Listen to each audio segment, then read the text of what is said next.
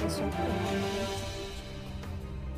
nemluv nahlas, můžou si tě všimnout.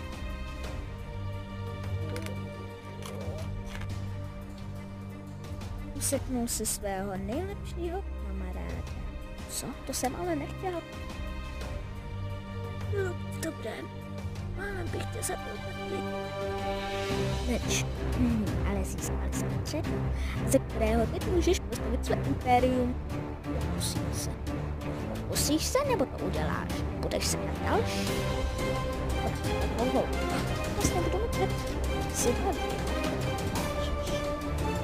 Že se tam můžeš.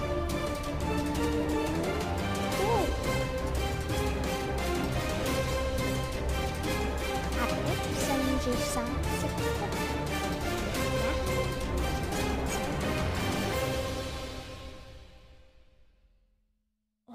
To, že jsem já?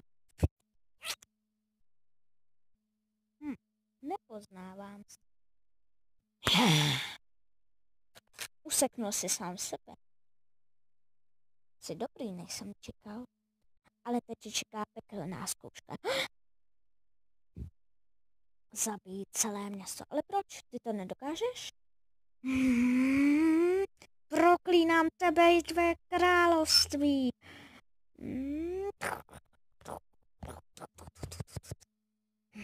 Počkejte, televize, já se k vám jednou dostanu. Nebo počítači, notebooku, nebo na čem to sledujete? Já k vám už jdu.